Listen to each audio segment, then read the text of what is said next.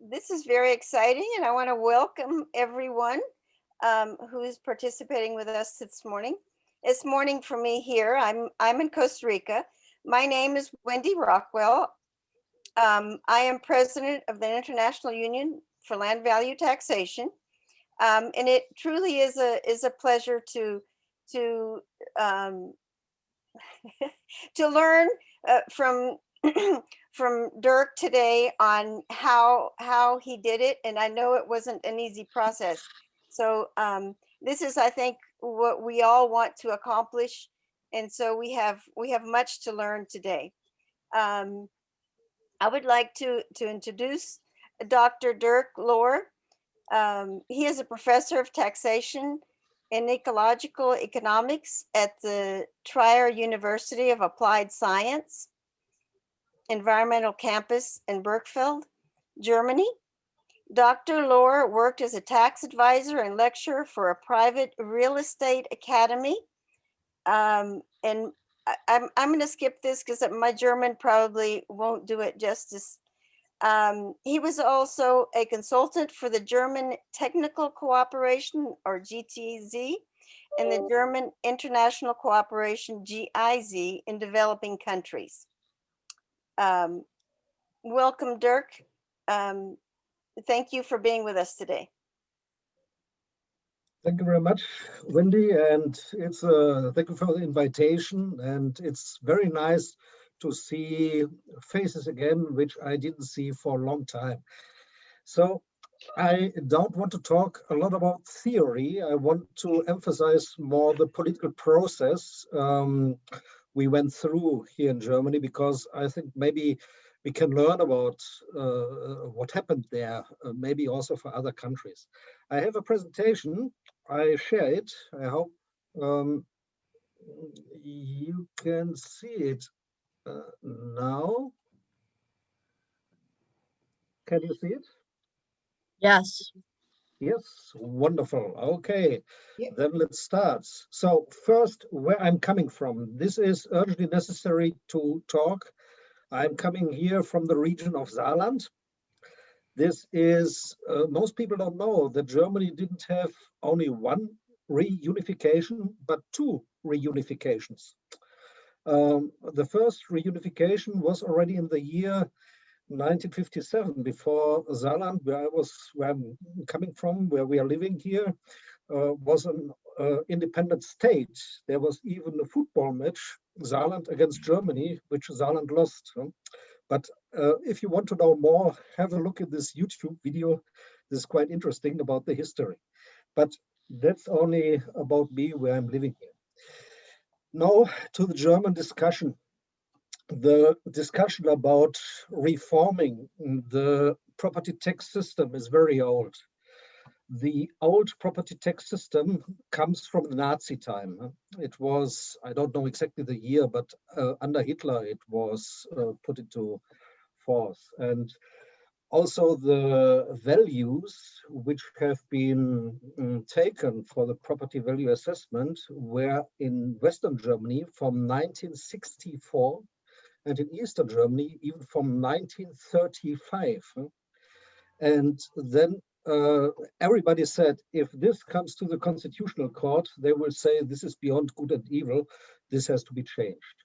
So we had discussion about how to change since decades, and it was a very terrible process. They tried it and failed, and tried it and failed, and tried it and failed again. It was a real terrible thing. Although in Germany, the property tax has a low importance. It is only 2% of the total tax revenues. When I'm right, in the USA, these are 12%. Nonetheless, it was a very, very big discussion. The vested interests, the lobby groups, they were strongly involved, and also the politicians very hesitating. Why? They said, okay, if we change the system, everybody is affected somehow. And that's the reason why they were very reluctant and very hesitating to change anything and to do anything. Okay, we started with our land value tax campaign in the year 2012. This means this is almost 9 years ago. This was the a natural protection organization, the NABU, and me. We both did it. We set it up. And the first thing we did, we tried to make an alliance. We tried to make an alliance. I have to look if I can see some. No pointer. Possible, doesn't matter. Okay, to make an alliance between different groups. For instance, NABU, BUND, these are natural protection organization. Deutscher Mieterbund, this year, this is a tenants protection organization, the biggest. SRL and BDA, these are architects and planners. This here is for housing. And this is quite interesting. This is a big German economic research institute, Institut der Deutschen Wirtschaft Köln, which are close to the industry and close to the employers. And on the other hand, we also had workers' unions, because everybody thought there's something interesting for him. For instance, the Natural Protection Organization, they wanted to have compact settlement and stop the urban sprawl. The Tenants Protection Organization, they wanted to have the rents of the tenants not to be increased. No? We said, okay, it is distributing among several flats and so on. And so we also made calculation per flat, the rent will decrease, particularly in the bigger cities. And here the architects, the planners, they saw, okay, the compliance to what the planners want to have, it will increase. The Economic Institute, they said, okay, we almost don't have excess burden. It is a very efficient tax. And the workers' union, they said, okay, on the one hand, we have a stimulation of the construction industry. On the other hand, also we have a better distribution.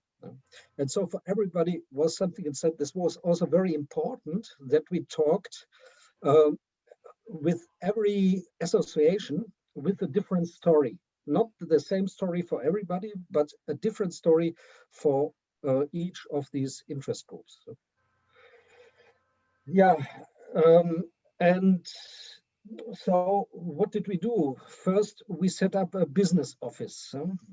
Where to finance it? I have to say something about this later on.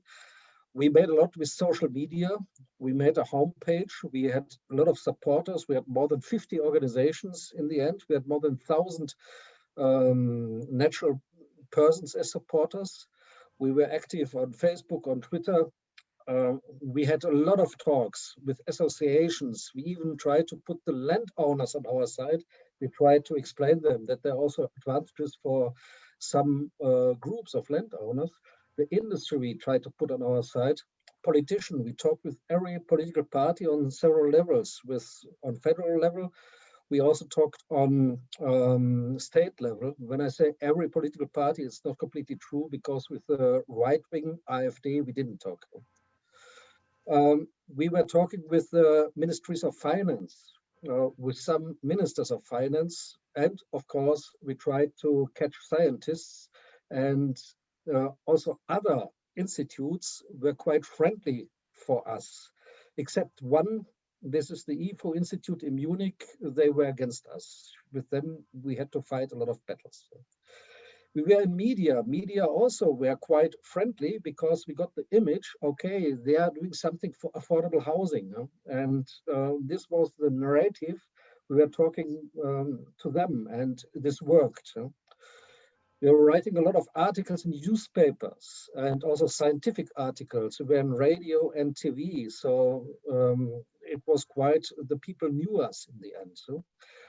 Of course, we started in 2012, and in the beginning, nothing happened. It takes several years until there's a certain awareness.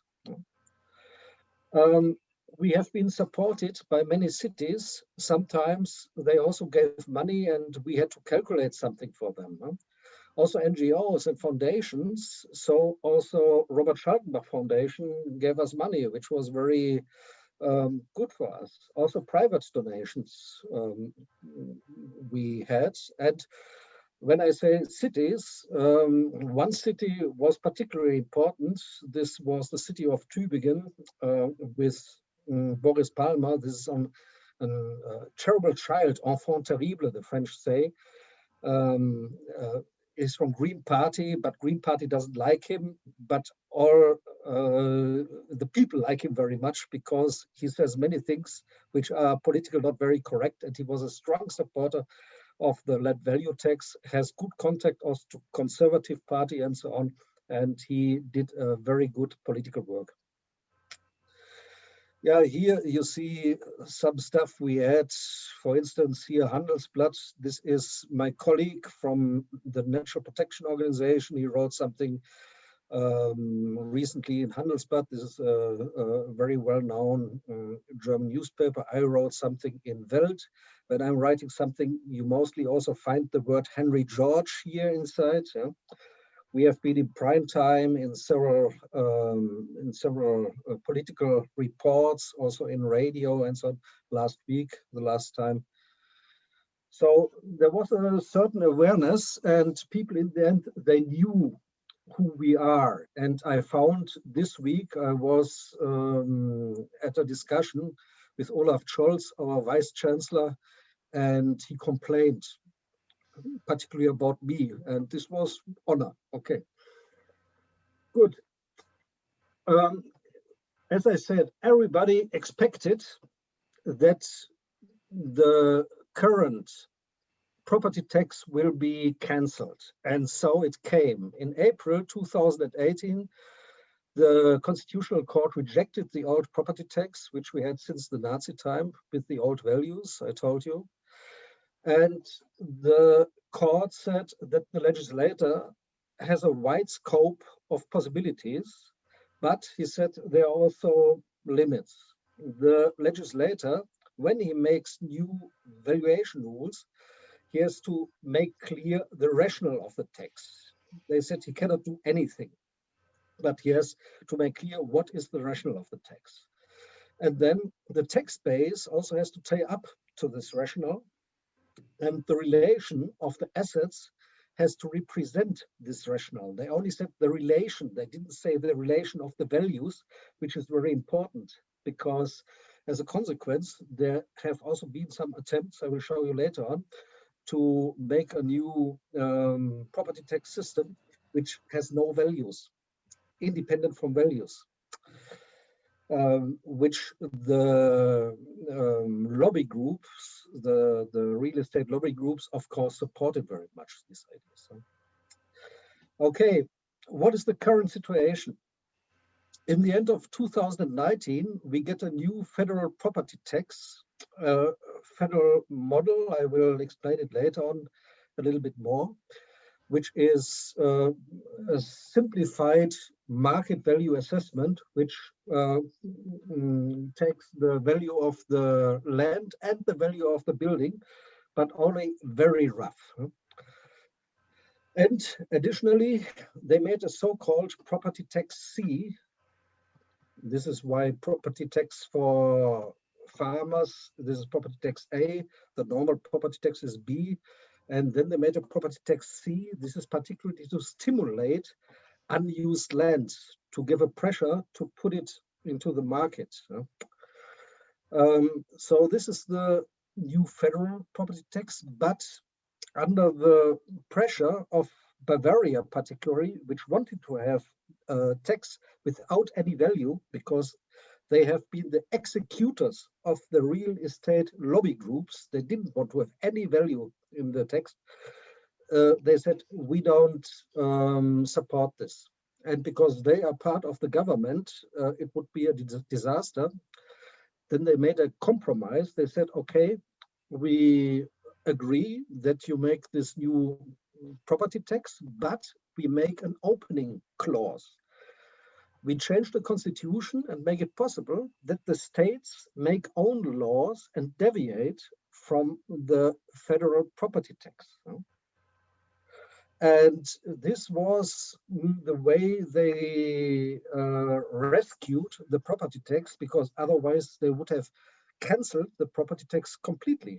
This was the situation. I will tell you later on, we have a number of states who will deviate, but they only will deviate considering the property tax B for housing and also for commerce and industry. They will not deviate considering the property tax A for agriculture and forestry, simply because many things which have nothing to do with taxation, for instance, the pension schemes for farmers, they are tied to the property tax A. And it would be very, very, very complex to change this for every state. So all states will tie up to the federal property tax A for agriculture and forestry. The new taxes, they will be valid from 2025 on, but they will refer to the year 2022, which means they're already working. They have to set up the calculations, the valuations, and so on. Good. Here I give you an impression about what is going on in Germany. Where you see here you see the German states. Here's Saarland, where we are now. Here's Baden-Württemberg, which has the land value tax now. This is Germany has 82 million inhabitants, and here living 12 million inhabitants. So also very strong country. There are companies like Mercedes, like Porsche, and so on. Automobile industry is very strong here. And where you see such a German flag, they adapt the federal model. In many cases, they have a social democratic government, and the social democratic government didn't want to deviate from the federal model because the finance minister, Olaf Scholz, who is also vice chancellor, he is the one who designed this federal model, and they didn't want to say, no, we don't do it. There are some exceptions, for instance, Hamburg. Hamburg, this is a very special story. I say it very clear, it's a mafia. They have a social democratic government, but it's a mafia. They are very close together with banks, with real estate, rent grabbers, I want to say. Here, Lower Saxony, they also want to deviate, and Hessen also wants to deviate, and sometimes that's a big disappointment. For instance, Hessen, they also have the Green Party within the government. Nonetheless, they make a model which is a big nonsense, and here Bavaria also will deviate. As I told you, the only one who makes a land value tax of the renegades is Baden-Württemberg. Bavaria, Hessen, Lower Saxony, Hamburg, they will make some tax where the value plays a minor role or no role at all. It only is up to the area of the real estate.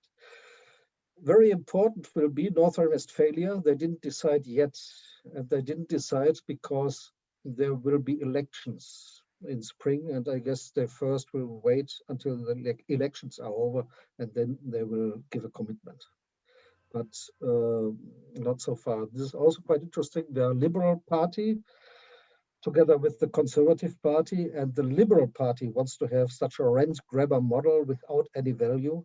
And the Conservative Party, there are some sympathies also for the land value tax, but I think it's not very probable that they will make it.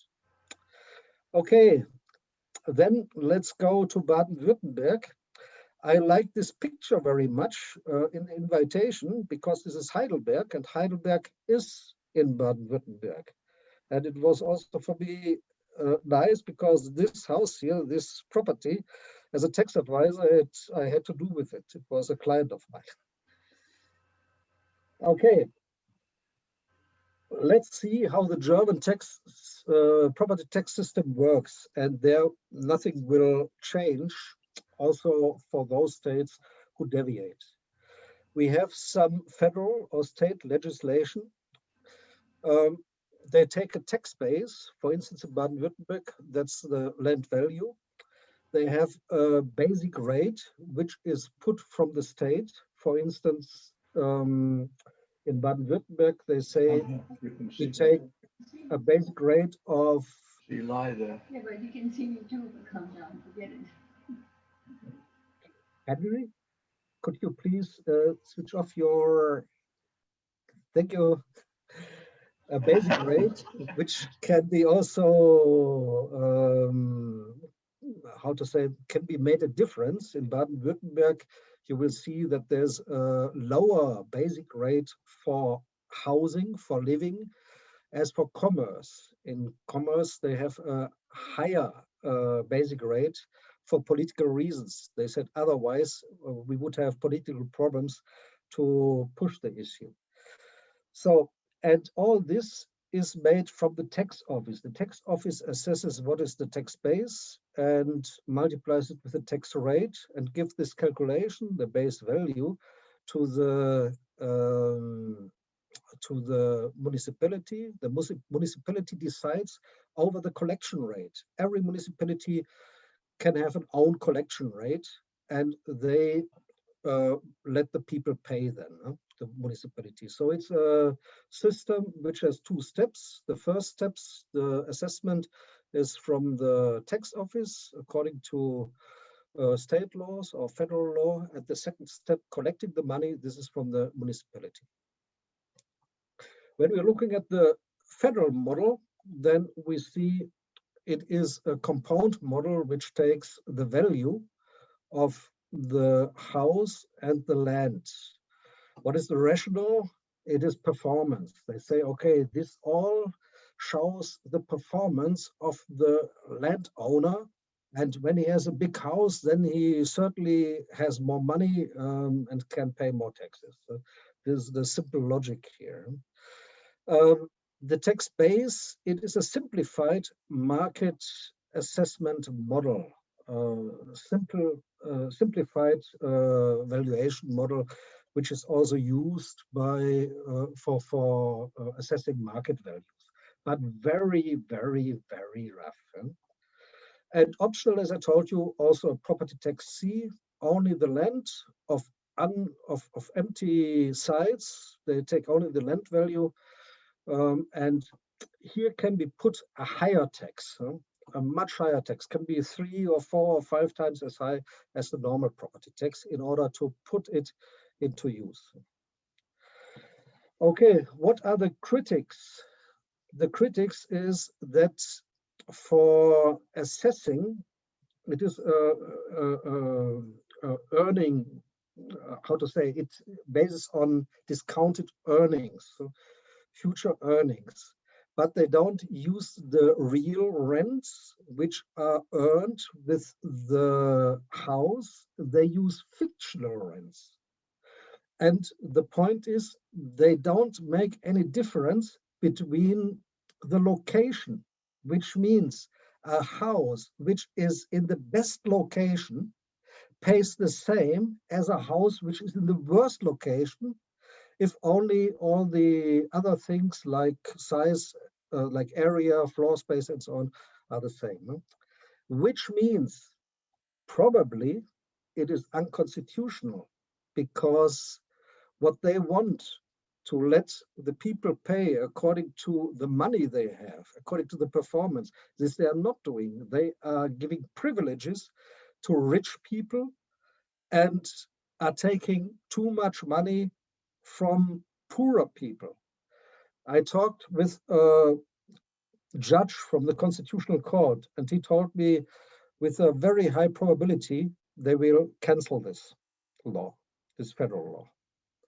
This means we will go into a second round, probably in 5 or 6 or 7 years, when this is in front of the guns of the federal judges. So.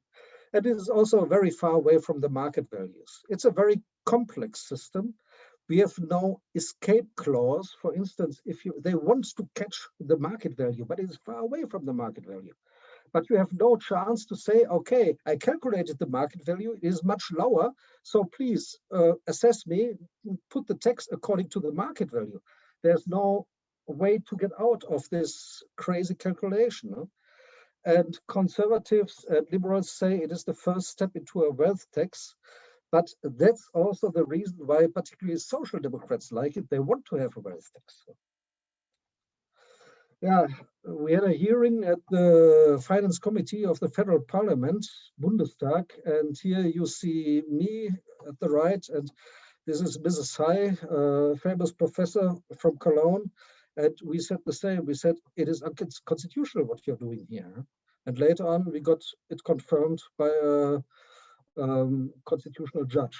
We will see what happens. I will predict in 6, 7, 8 years, they will cancel it again.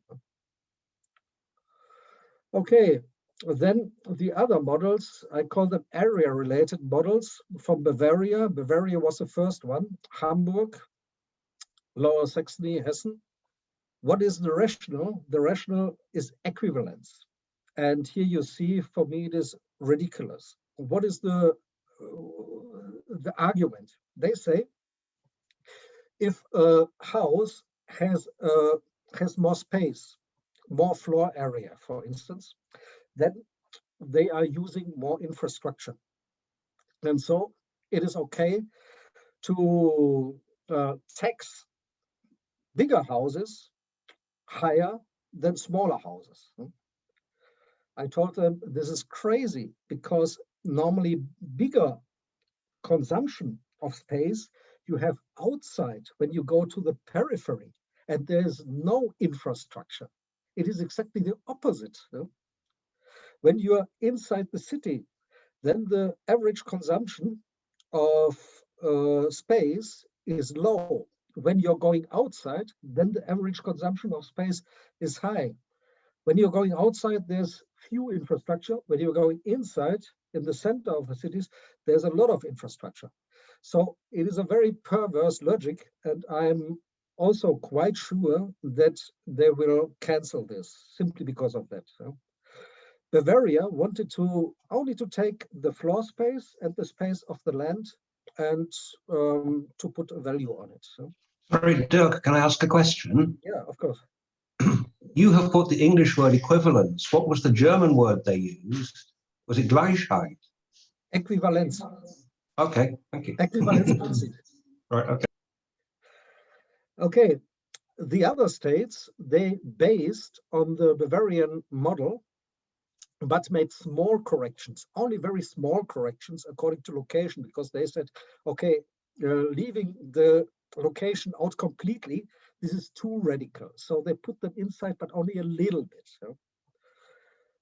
So I want to show you how this works very roughly. Bavaria, for instance, they take the area of the land of the site, then they give 4 cents per square meter site.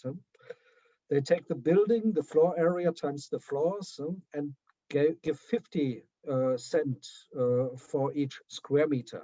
And then they give a certain rate, here basic rate, here 1.0, here also 1.0 basically, a discount for dwelling. When people are living inside, they only are taxed with 0.7. And on this, then the cities put their collection rate. This is the idea. The other states, Hessen, Lower Saxony, and also Hamburg, they modify a little bit according to the location, but not much. So far, there's no law draft public. Only Hessen has written something which is ridiculous.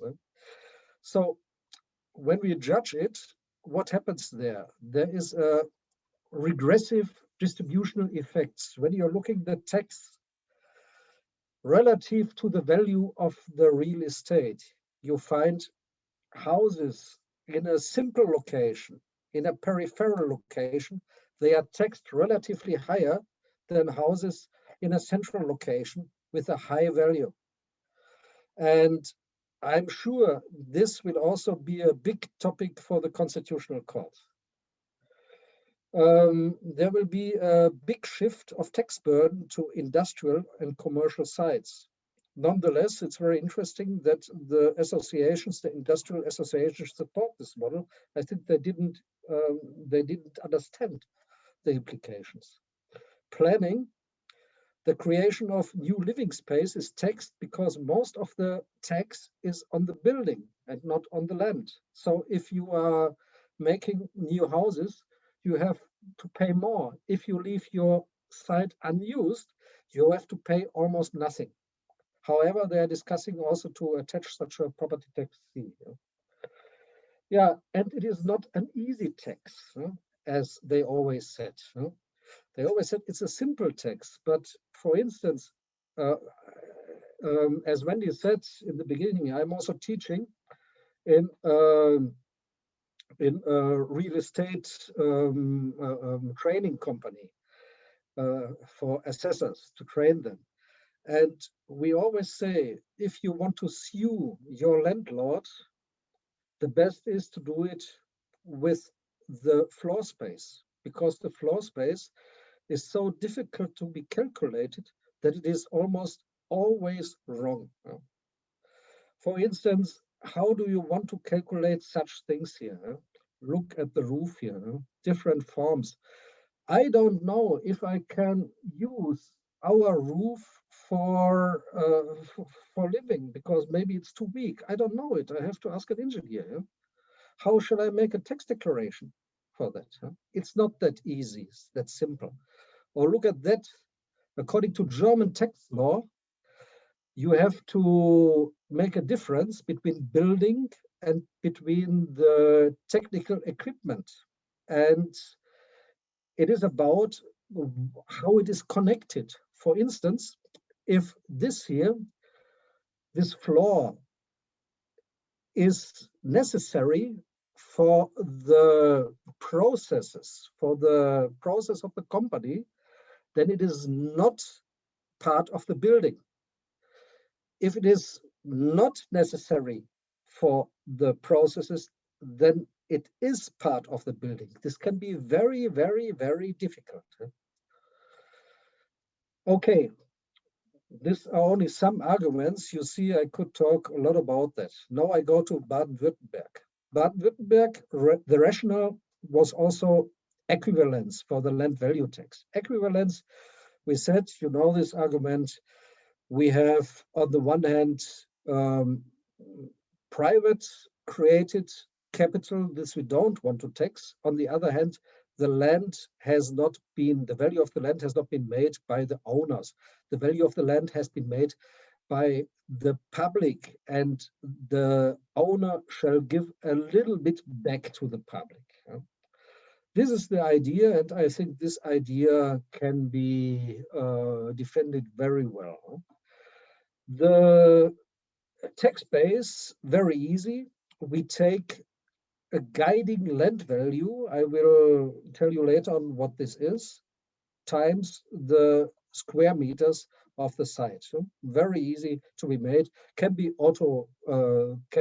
done automatic in several years. So we have a lower basic rate for dwelling.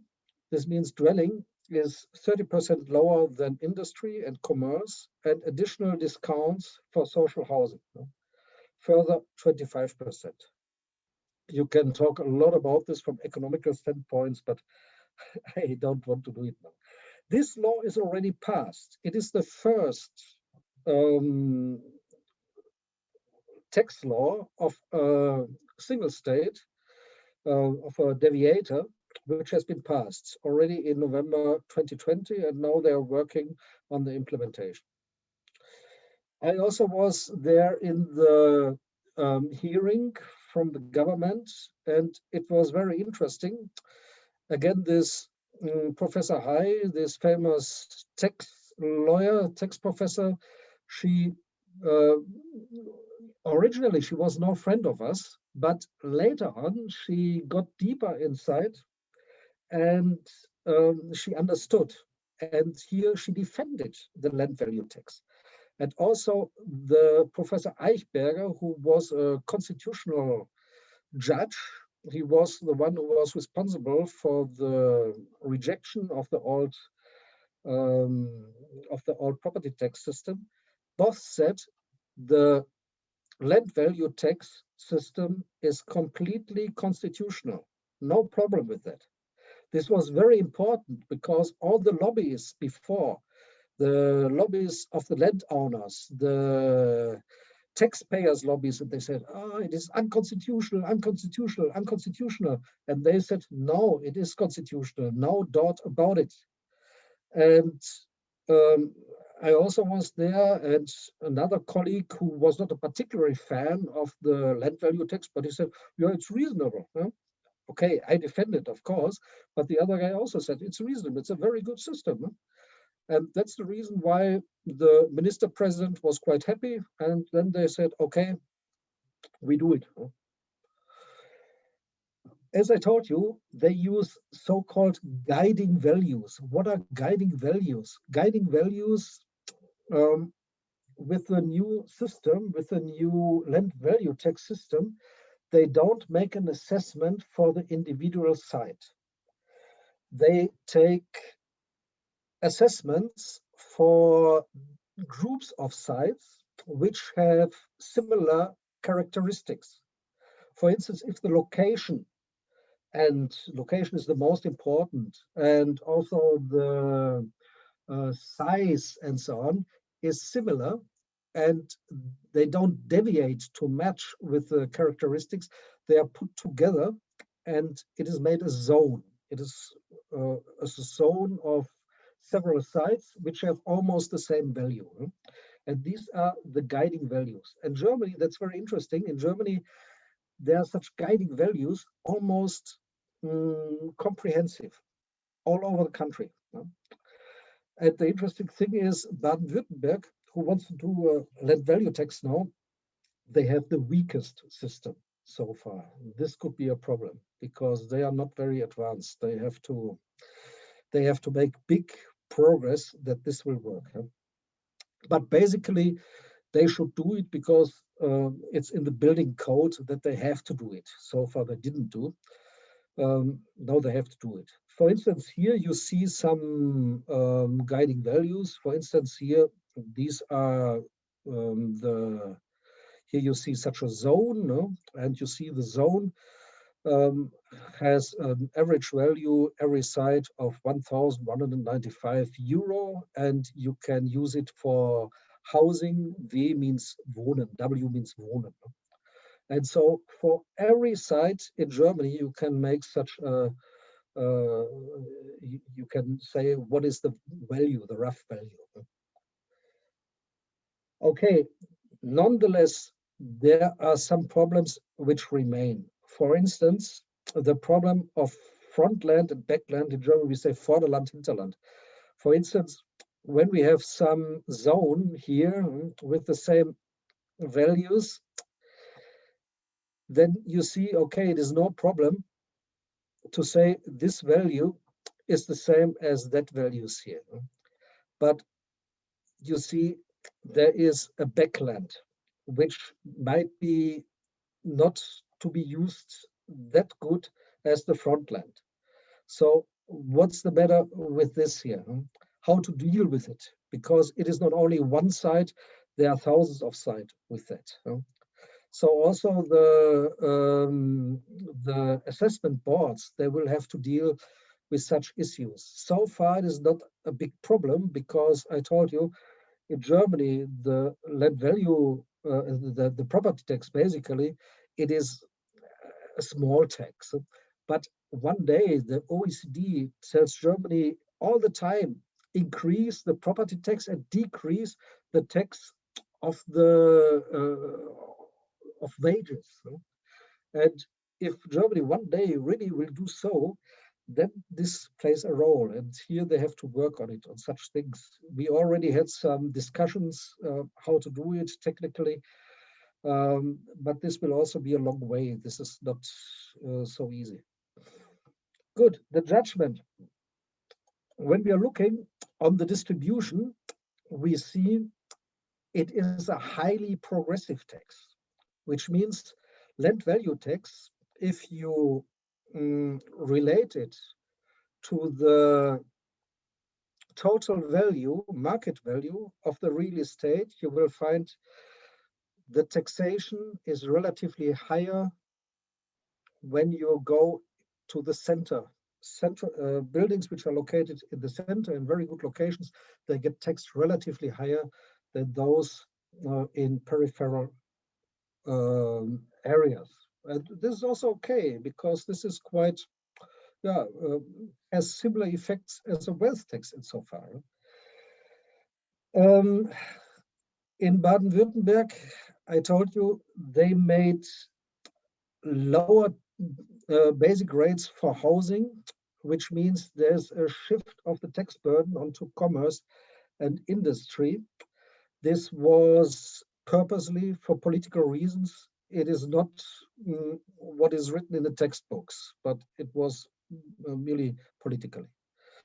Planning, allocation, new living space, new houses, when they are set up, it is not taxed. And this was a very central argument we always used for when we were discussing with the construction industry, for instance. A reduced tax burden on compact housing, very important for people who want to save space, who want to stop the land consumption and so on. And also higher taxation of unused sites.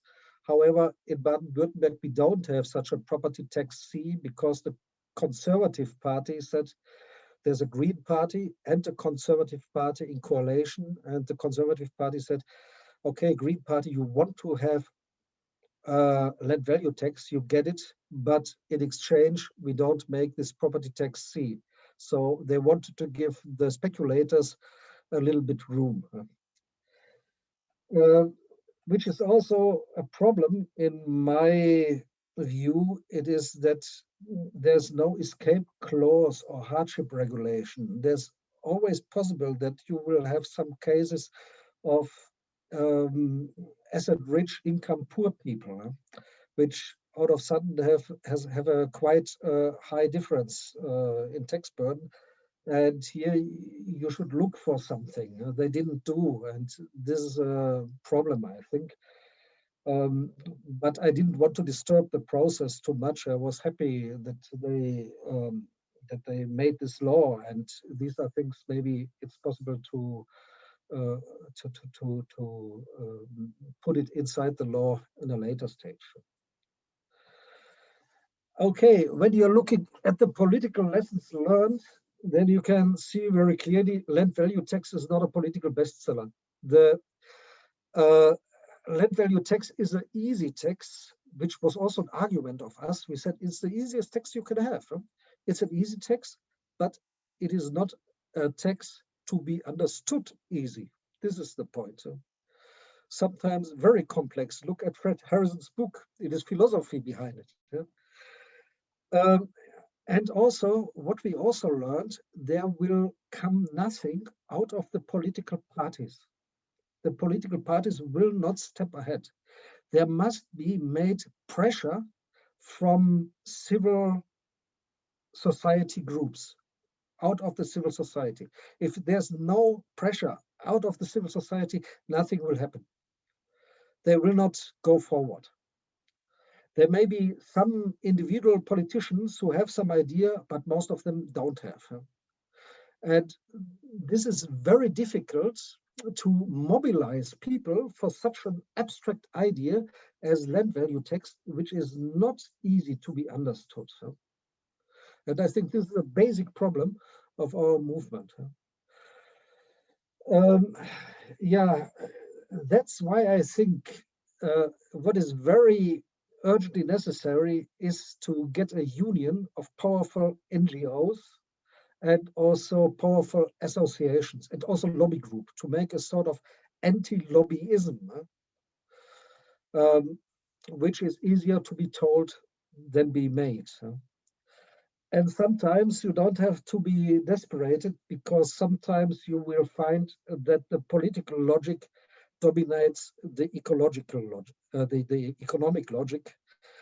I know, for instance, we had a lot of talks with the Green Party in Berlin, with the Federal Green Party, which will be probably member of the next federal government. And I know the guy who is responsible for the taxation stuff, he understood very well what we want to have. Nonetheless, he didn't push the issue. He didn't support us. Why? His personal career, because he found very well that this is difficult for his party members to be communicated. So he preferred not to push it and to push the system, the federal model. Okay, very important arguments is shifting taxes on tenants. This week I had an intensive discussion with the Green Party in Berlin. They also said, we have a problem with that. There are some regions in the center which are very mixed. There are people, rich people living door by door with poorer people and so on. And we are afraid when we put such a land value tax that they get higher rents, that they will push the higher costs in the center, they will have the higher tax, they will push it on the tenants, and then we will get some gentrification processes and also segregation processes. I told them, okay, in the long run,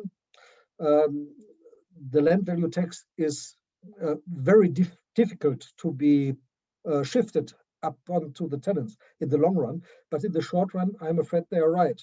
This can happen. And the problem is how to deal with such arguments. I told them also, you have you need to have a vision. You need to have to look in the long run. If you don't do it, okay, you have maybe a short-time advantage, but in the long run, you privatize the rents. Is it what you want to give this to the big companies, to the big real estate companies, the land rents? And again, they are looking for the next elections, and they are afraid that with such a model, they don't make the race. Yeah, this was a very good argument. And I think this always can be used, at least in left-wing spectrum. What you see here is the distribution of the net wealth. In Germany, we have a Gini coefficient of wealth distribution of 0.74. It is probably higher. And the richest 10% of the population, they have more than 60% of the wealth. And the biggest part of the wealth of these 10% is real estate. This is this year. And because these rich people don't invest in poor locations, they invest in good locations. This is why the share of the land plays a very big role here in this gray pillar, which means land is a redistribution motor. And when people understand this, they are waking a little bit up. This you have to make them clear. This argument we found is very important. This argument, at least Green Party, also Social Democrats, left-wing party, then they start to think. Okay, that's it. Let's discuss.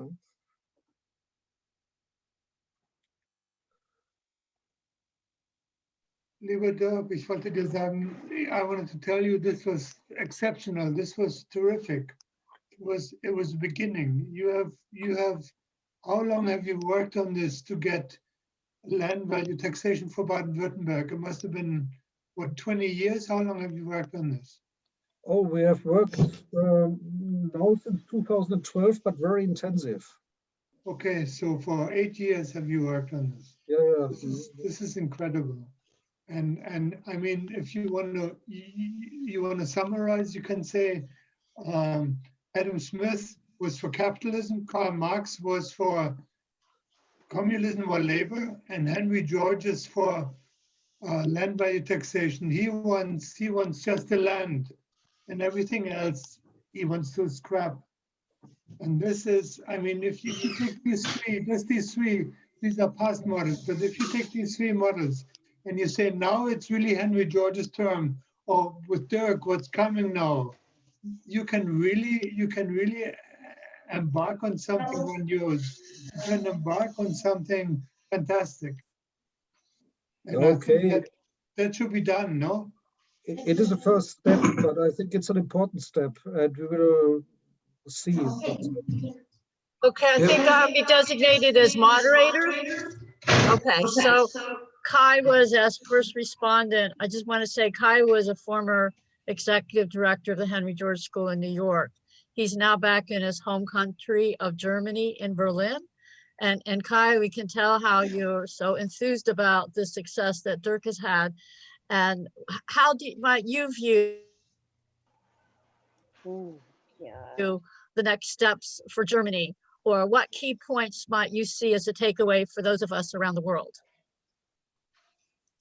Yeah, I think it is very important to think politically, to make a campaign out of it, to find allied other associations to make them clear, okay, must be strong allied. We had the biggest natural protection organizations, and we said this is not enough because NABU, this is such a natural protection organization, but with some people, if you say I'm NABU, then they say no, thank you, I don't want to have anything to do with you.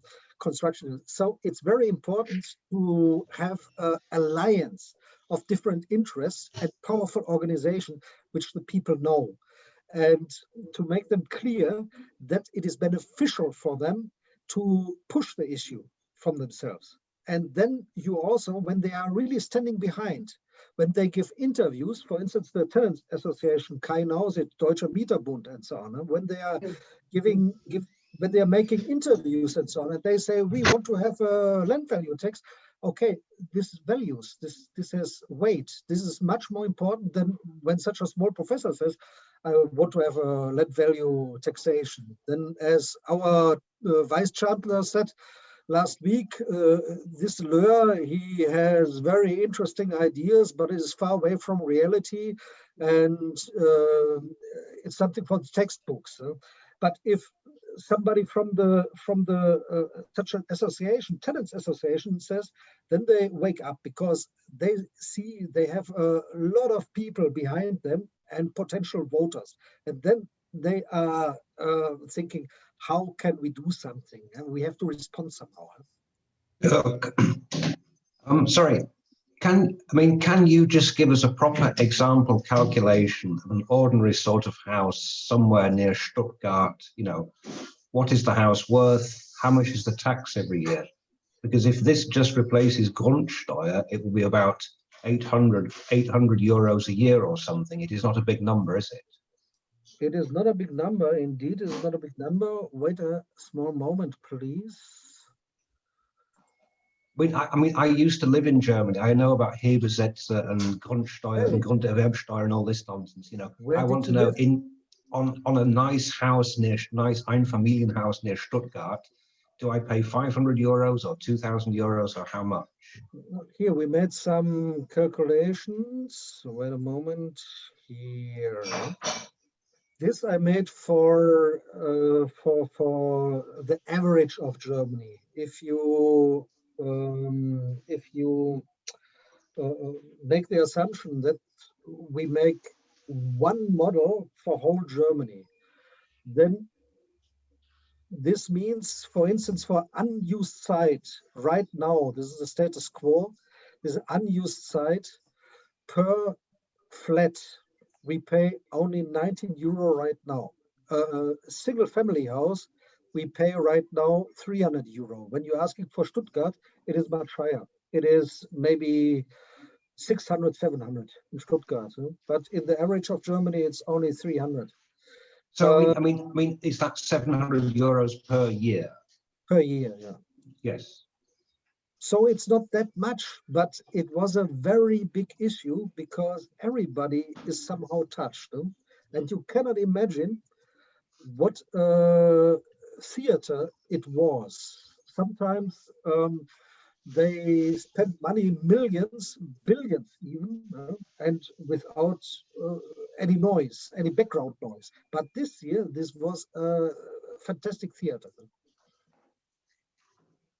And I think it was also fantastic theater because the lobby groups, they saw exactly, they want to destroy our business model. Because the best location, the biggest companies, they are in the best locations. And this is what these land value guys want to tax higher. This they understood. And this is why they tried to stop this. Okay, can Kevin ask the next question and then Annika, and please say what country you're from.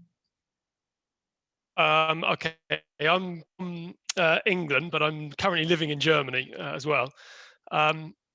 So you may have already just answered my question, because you mentioned that the tax C, the higher rate for undeveloped land is not going to be implemented in Baden-Wuerttemberg because of the Conservatives. Yes. But does that mean that there'll be no tax on undeveloped land, or there still will be, but it just not going to be at the higher rate? No, there will be, but not with a higher rate. The Okay. normal land value tax, this is already a big progress, but you know, it is possible that there are some municipalities which have a conservative mayor, and the conservative mayor and the conservative municipality council, they say we want to keep the collection rate low. Nonetheless, there might be some flats which have been kept unused, and for speculative reasons. They have no possibility to mobilize these land now. Okay, thanks. Annika?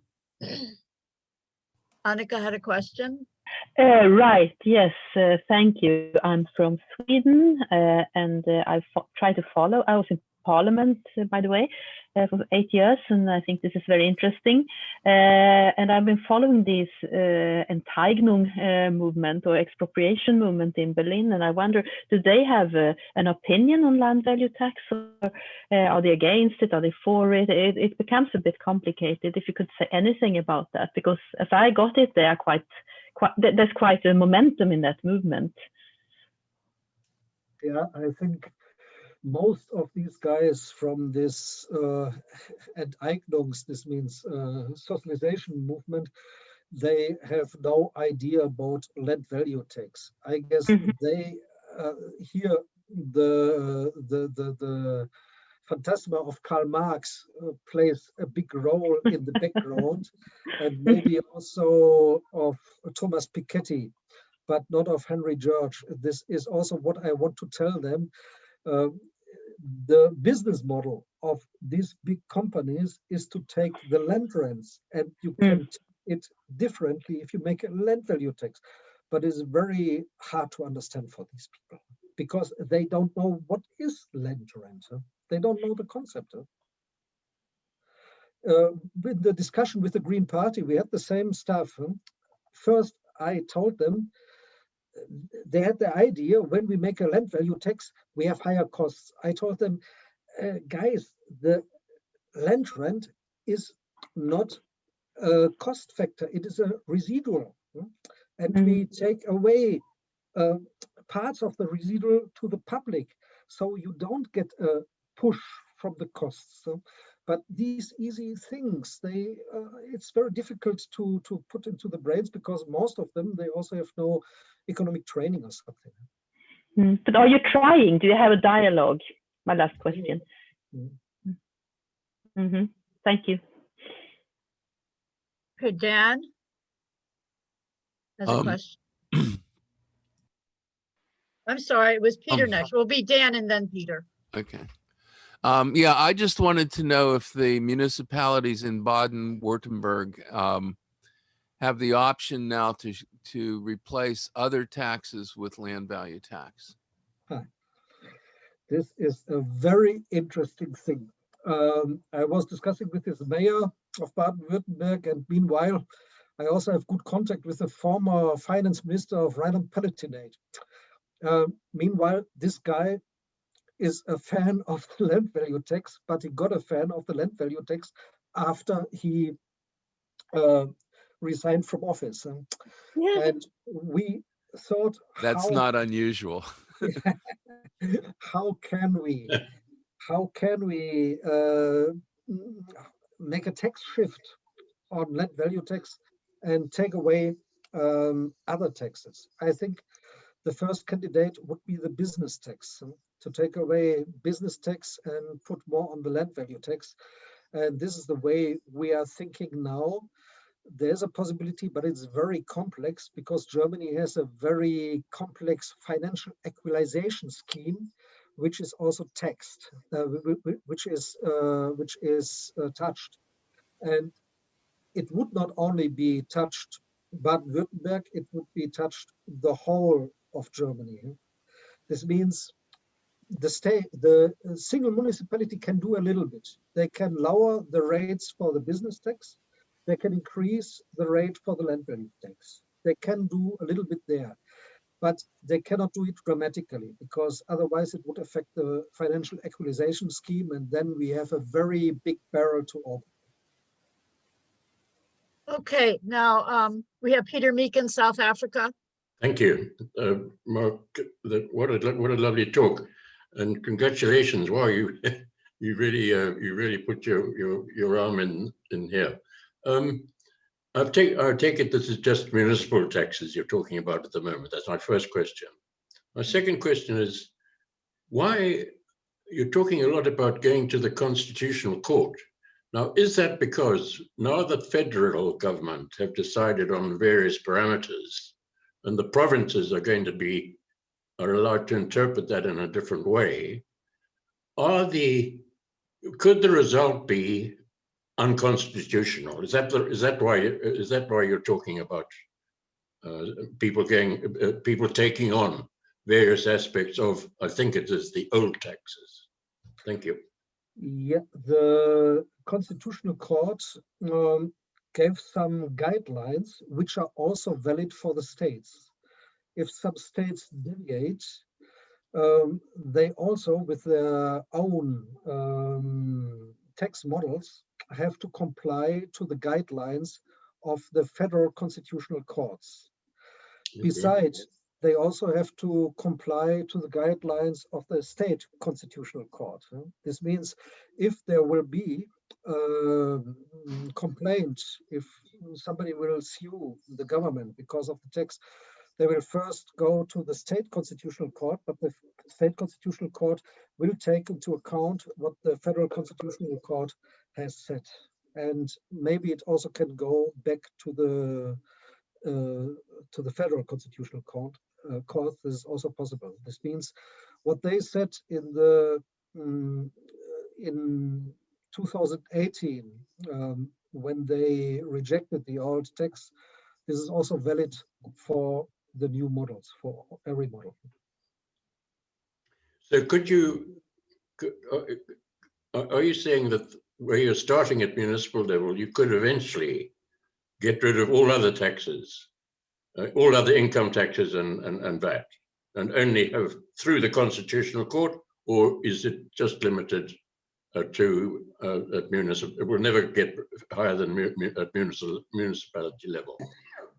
No. Basically, it depends. There are some taxes which are the Constitutional Court doesn't care for that. There are other taxes where the Constitutional Court is in charge, and the important taxes it is in charge always. When the federation makes the laws, then the federal court is in charge. So this is just the first. This is just the first step. Then you're going now to. Yeah. You're going to get more and more land taxes. Is that what I hear? Now I didn't get you completely. Could you explain? This is your first step then, but your real aim is to get more and more land taxes and less taxes on labor and investments. Is that? Yeah, of course. This is Okay. if it were, I always say to the people, if it were only this 14 billion euro property tax, I wouldn't care. I would say do anything. This is not interesting. Yeah. But because this I also told the Green Party, you have the chance to put the tax on the use of land and nature and take it away from productive investments, from consumption, and from labor. This is the chance, and this is the reason why it is interested. It is not interesting because of 14 billion euros. Okay, thank you. And how long do you think that's going to take then? He's not a prophet. Preet from Canada, please. It could take weeks. So my question is, property tax, as Professor mentioned, in Germany is low. So where does the German government get the money to run the government? Yeah, most of the money, we have two sources, you may say. The first source is the value-added tax and other consumption taxes. And the second source is the taxation of income, and this is basically taxation of labor. And when I say tax, and also social insurance contribution for public social insurance is included. These two pillars, this is most of the public revenues. And this is also the reason why in Germany, for instance, when you're looking, or first another thing, these groups, those who are paying the tax on consumption and those who are paying the tax on labor, these are highly identical groups, almost the same. And the OECD says for years, Germany is one of the champions in taxing labor. The tax wedge between the gross income and the net income in Germany is the second highest in the whole OECD. And they say, okay, take it away, increase the importance of the property tax and take away the burden of labor, because particularly lower qualified labor suffers from that. Yeah, you said value added. What does that mean? Value added tax, this is, in USA, you don't have it like that. This is on every consumption you are doing. For instance, such coffee, coffee is a bad example. You're paying 19% tax or 7% tax. For elementary and so on, you pay 7%. For other stuff, you're paying 90%. And this is also a big problem. Mason Gaffney wrote a lot about this, how damaging this is. Yeah. Thanks. Okay, great. So now we have Jonas, and please say what country you're from. Oh, thank you. I'm Jonas. I'm from Sweden, like Annika. And I work with cooperative development, cooperative building groups, for one instance. And we have been down to Tübingen and Freiburg and Stuttgart many times from Sweden. And we have also brought officials and people with knowledge from your region up to us to learn from each other. And I was wondering, how did the Baugemeinschaften movement, the co-building movement in your municipalities and your regions relate to your campaign, and what do they think about the LVT reform?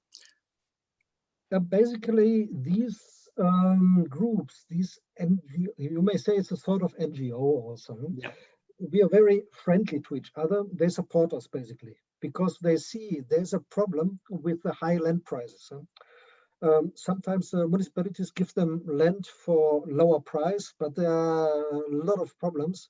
For instance, when you give away land for lower price, you have to see if it is according to the European Union rules, or if the state is wasting money and so on. And sometimes the price increased up to a level where the city is not able to buy the land anymore from the market. This is also a problem. And so these guys, they have developed a quite good understanding for that. And by the way, Tübingen and Freiburg, there's also a certain culture for developing such things, such alternatives. And I think particularly there, there's a very good understanding. Thank you. We're trying to adopt a similar understanding in here. Thank you.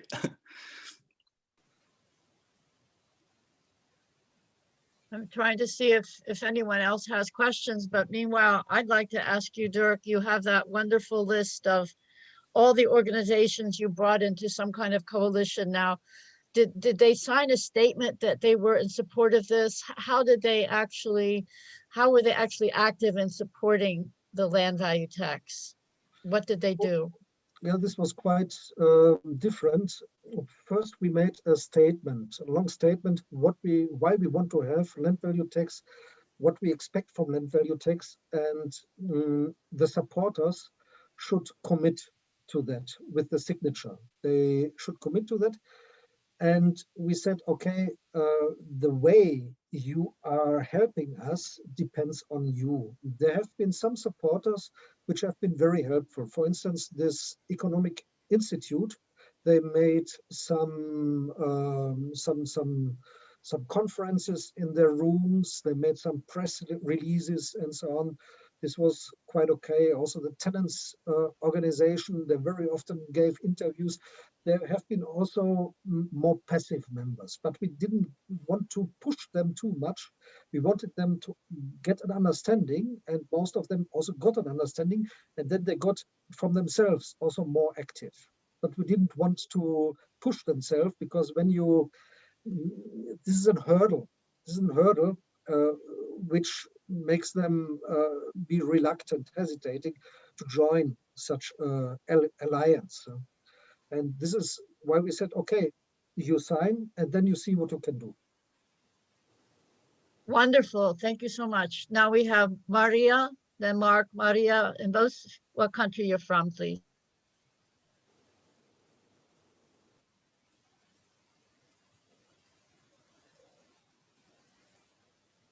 Well, while we wait for Maria.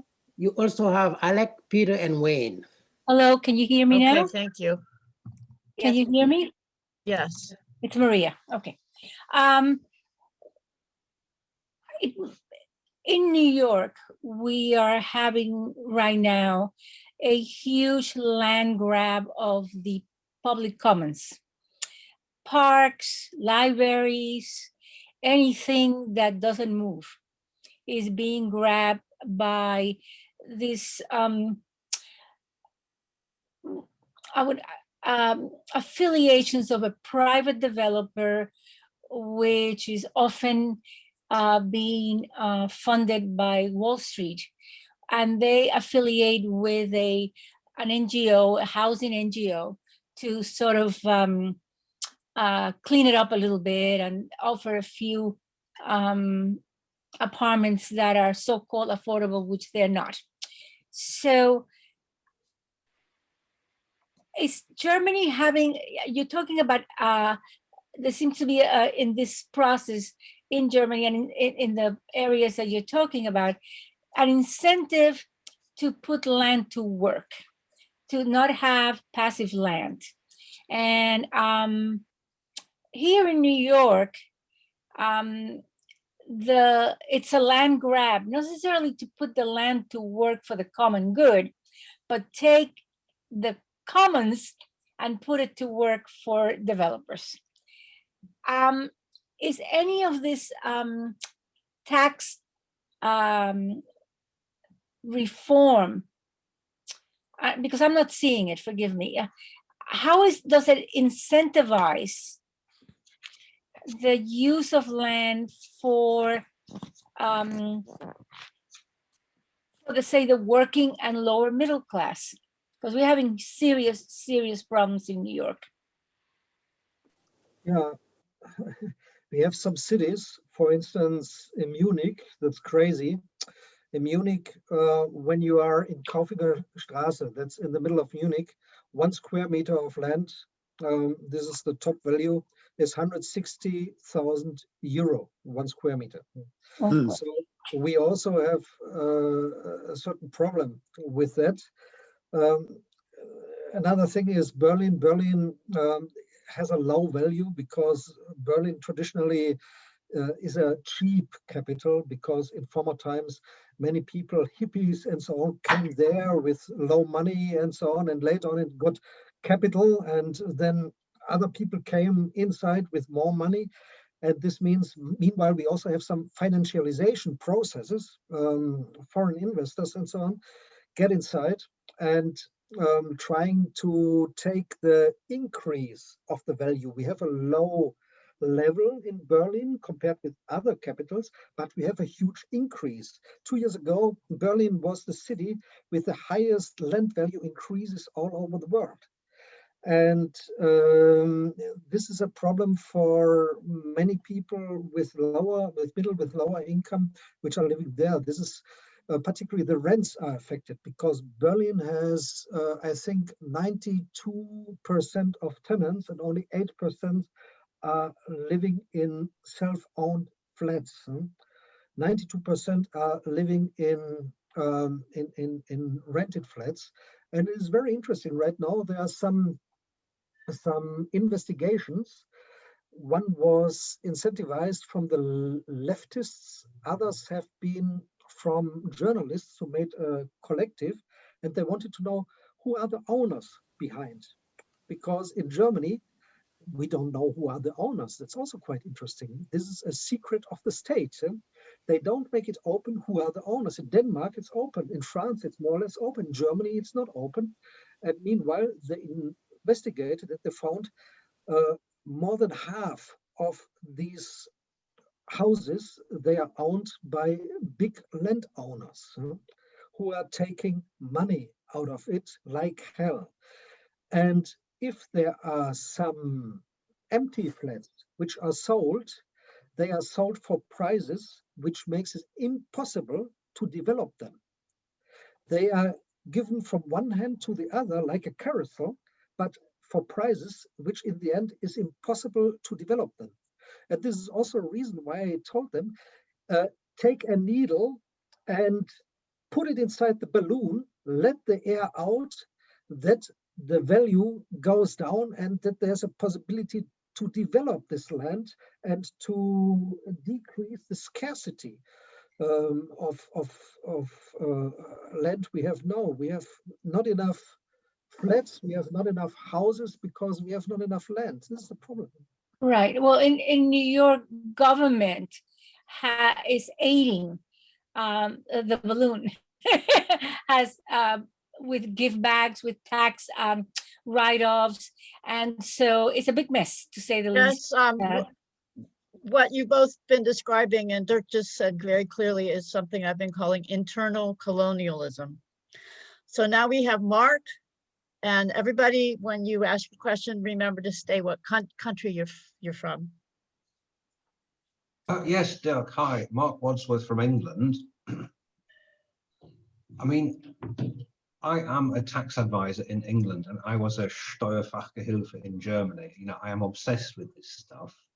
Now, obviously, in the UK, we have council tax, which is like Grundsteuer, only it is much higher. The average is €1,000 per year, and there are no regional variations. It's more or less flat, so it's not land value tax. But then we have stamp duty, which is like Grunderwerbsteuer times 6 or something. It is insane. If a company buys a £5 million, house to rent out, the stamp duty is 15%, 15%. It's £750,000 for an expensive house. It's insanely big.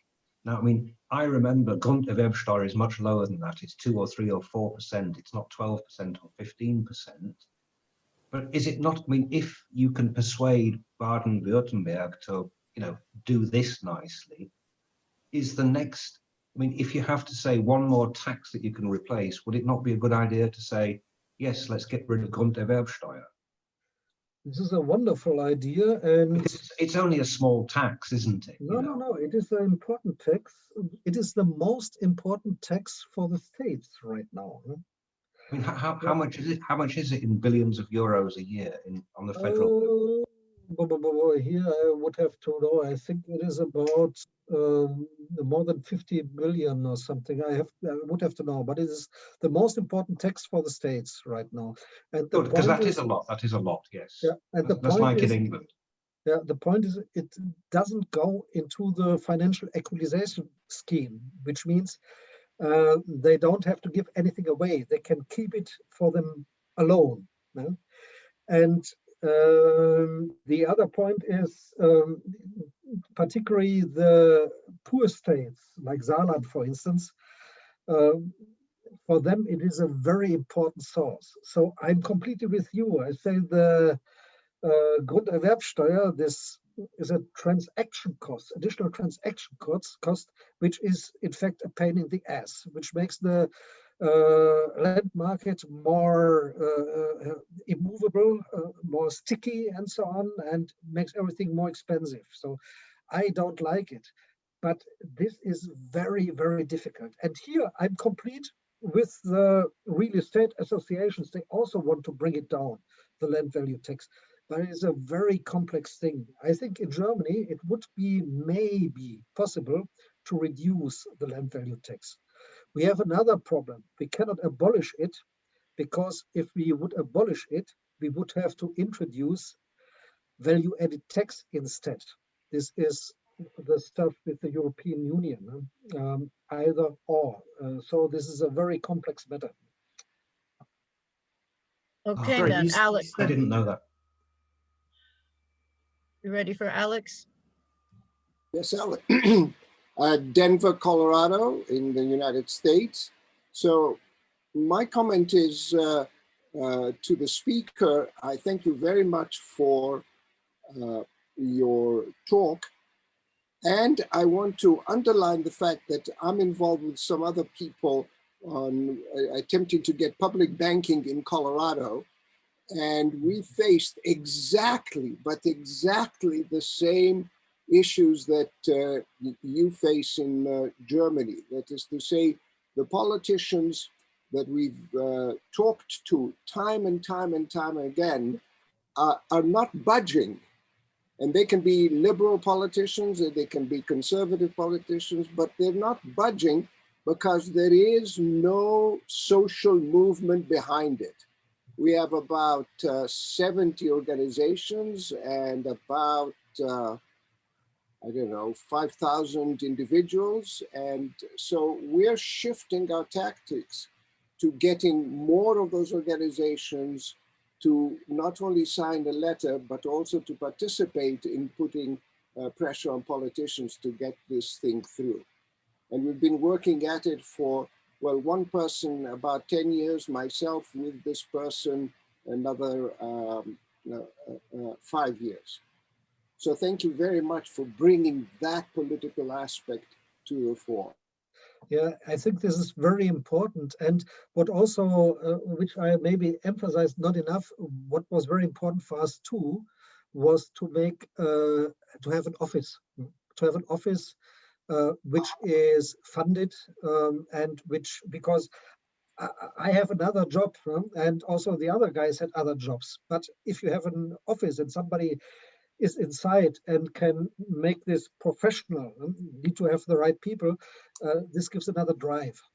And this office is paid for by donations? How is it financed? Yeah, this was paid by donations. Yeah. Yeah. The municipalities paid something, some NGOs paid something, foundations, Robert Schalkenbach also paid something. Yeah. This Yes. was very important. Yeah, we have foundation money, but only from one, so we need to expand that. Yeah. Thank you. Okay, Peter. Me, is it Peter Small from Australia? Yeah, well, look, I'm a farmer in Australia, and Dirk, yes, thanks for your great talk, but it seems to me that the German system is unbelievably complicated, it would seem, if you go back to Henry George, really the principle ought to be that you collect the economic rent on the land. And if you just focus on collecting the economic rent from the land and put housing aside, because Henry George sort of argued, and I think it's very sound, that what you do with your own hands, your own money, should be yours. What you collect the economic rent from is what belongs to the common good, which is the land or mineral resources or whatever. So why not try and simplify the argument and just get the argument back to the simple thing of collecting the economic rent on the land? And interestingly enough, in Australia, we have a Conservative politician in Canberra who is advocating just this, and also the states are also advocating doing away with stamp duty and replacing it with a land tax on the value of the land. So I think it's very confusing to start trying to tax houses and buildings. You ought to surely you must get back to just focusing on Henry George's really principal thing, and that is the land itself. You're completely right, Peter. We are in Germany, we are too complex, and I'm also quite pessimistic. Right now, I would like to follow another line to say we are doing more with ground leases, to skim off the rent with ground leases more than with taxes, because with ground leases we can make it decentralized. We can make it in the municipalities. We have some municipalities which own a huge part, which are also land bankers, which own a huge volume of land. And here we can also take away the land rent with ground leases. And I think this is maybe more promising than the other stuff in Germany with land value tax. The land value tax is too complex because it embedded with everything, with the other taxes, with financial equalization scheme, and so on and so on and so on. I think in Australia, it's much easier, the stuff, than here. We also are sitting down underneath East Asia, and I promise you, living close to and servicing East Asia with product, it puts a completely different complexion on your economy. I fear that the Europeans and the Americans are losing touch with how the world is progressing out here in East Asia. It's massive. Thank you. Okay, Wayne. Yes, I'm Wayne Looney from United States of America, California. My question for Dirk is it refers to one of the big taxes in Germany, the value-added tax. Correct me if I'm wrong, but it's my understanding that the German government is not fully sovereign on this, and that the European Union actually requires its members to have a value-added tax. And could you comment on that, and what could conceivably be done about it? The value-added tax, the European Union has some regulation framework for value-added tax. It is common for all the states, but the different states have the right to fix the rates. So, for instance, it would be okay if Germany would have not a value-added tax of 19%, but of 3%, also possible. Huh? But they don't do it because this is one of the how to say the income which they get from the value-added tax is very, very high. It's the most important tax, higher than the income tax, higher than the tax on wages even. And so they don't do it. But you're right. Basically, the European Union, they give a regulatory framework, but the states have the right to fix the rates, and the rates can be high or can be low, and our rates are high. Okay, thank you. Wonderful. Now Nick is the last one on the queue. If anyone else has a question, you better put that request into chat. Otherwise, I guess we will be ending our conference soon. So Nick. Wayne has had his hand up now for a very long time. Wayne just spoke. Tom Rossman. Another Wayne Rossman? Okay, Tom Rossman. I'm looking into chat to get people to speak. I'm not able to see everybody's hands. So then it's Wayne Rossman, did you say? I said Tom Rossman. Okay, do you want to go after Nick then? All right. And others of you, please put your question requests into chat. Okay.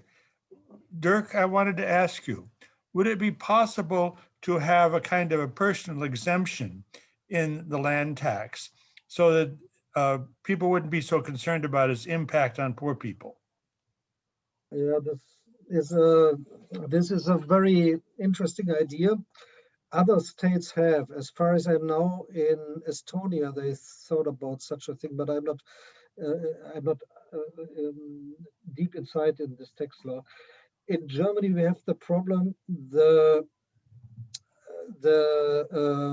property tax and also the land value tax is objective tax. This means from the dogma, this means the object shall be taxed and not the one who is the owner. And so it should be not considered who is the owner. This is the legal dogma behind. On the other hand, I can imagine that you make a sort of, how to say, Freibetrag, of a certain amount tax-free. This is certainly possible, but it was not discussed in the whole discussion. You mean not to put it on the person behind, but well, yeah, just yes, a certain amount tax-free per resident of the structure or something like that, as an alternative to having a lower percentage rate, perhaps, and as a way of making sure that a greater share of the benefits go to the poorest. Yeah, this certainly could be done. Yeah. But you know, we had a problem. The problem was to go so deep inside. All these guys, the members of parliament, the politicians, most have not a real good economic understanding. Recently, I heard a lawyer for bankruptcy. He said most of these decision makers, I wouldn't hire them as a driver with a qualification. And then you have, I told you, I showed you the schedule of this hearing. We had 5 minutes time to explain the economic benefits of land value tax. So what you are doing is to go to the very essentials and not to go to the nice to have in these 5 minutes. Sure. Okay, Rossman, Tom. Yes, Doctor, thank you. It's a wonderful presentation. And country, please. Oh, I'm sorry. United States, New York, U.S. So the question that I have is, you know, you made a lot of great recommendations throughout your presentation, but if you were to summarize just the 3 or 4 major points, like you mentioned about whittling it down to the essentials, what are the 3 or 4 major points and recommendations that you would make to people who are trying to get the land value tax implemented in their respective countries? Yeah, first, as I said, make alliances. Try to get association of heterogeneous NGOs, which are also powerful. Try to catch them in a new association, as we did. We caught the Tenants Association, we caught the planners, all these guys who normally don't talk with each other. They were all in one group then and said, we want to have the same. Very heterogeneous, but this worked. And make them active. Try to get them an idea about the benefits they get from this land value tax. Must be a different story for everybody. Yeah? And also an office which coordinates that. You cannot do it alone, as when you are making a job, you need to have a professional there. You need to have fundraising and so on. But you get the money. I'm quite sure you get the money if you ask the right persons. Very good, thank you.